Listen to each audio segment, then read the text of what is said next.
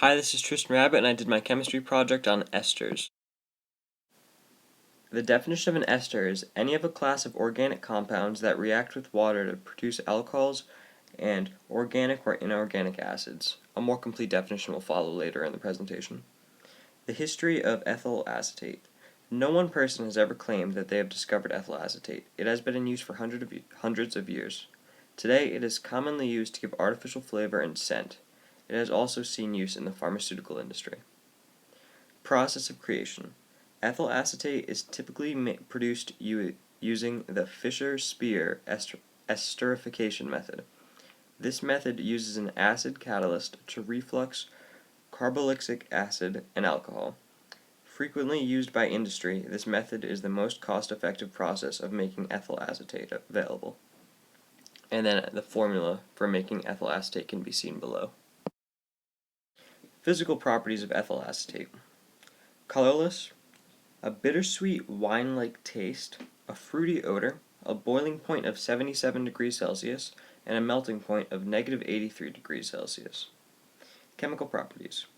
Non-corrosive in the presence of a gas, reactive with oxidizing agents, will not polymerize, reacts with sparks and heat, and is very unstable.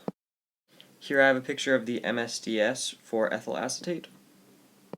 The following slides will be about the uses of ethyl acetate. Ethyl acetate is commonly used as an artificial fruit essence, which can be found from shampoos to waters.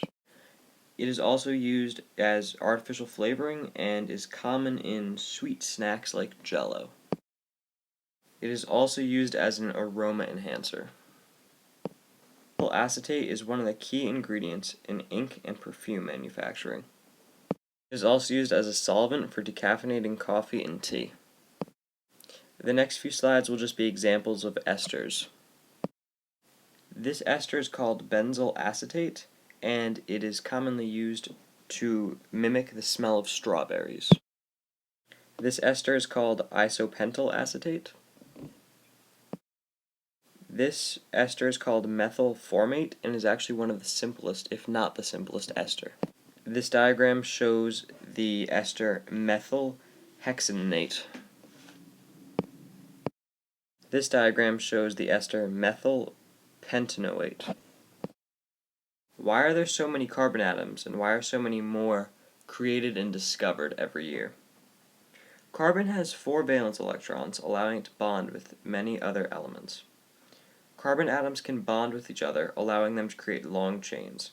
There is a nearly infinite number of carbon atoms that can be part of a chain, and there's many different combinations that can take place inside that chain. Double and triple covalent bonds can be made between 2 carbon atoms.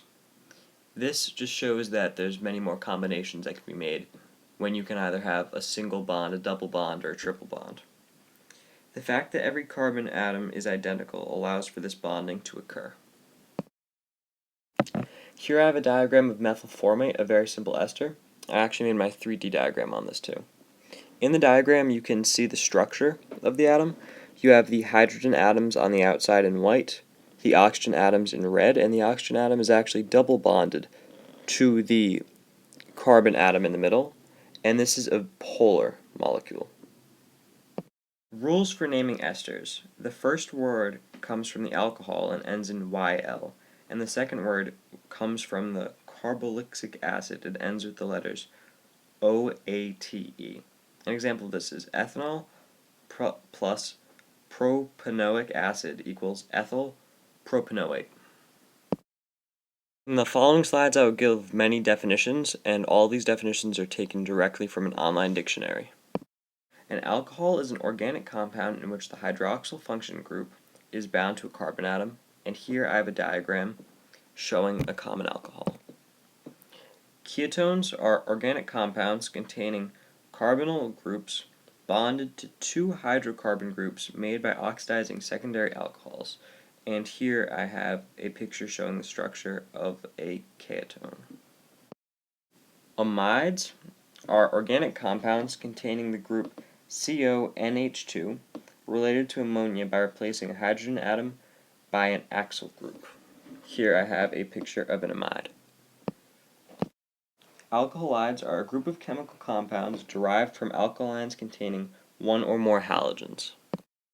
Carboxylic acid is an organic acid containing a carboxylic group. Here I have a picture of a carboxylic acid. A polymer is a large molecule made up of chains of repeating basic molecular units called monomers. An ether is a compound in which an oxygen atom is bonded to an alkali or two aryl groups, or one alkyl and one aryl group.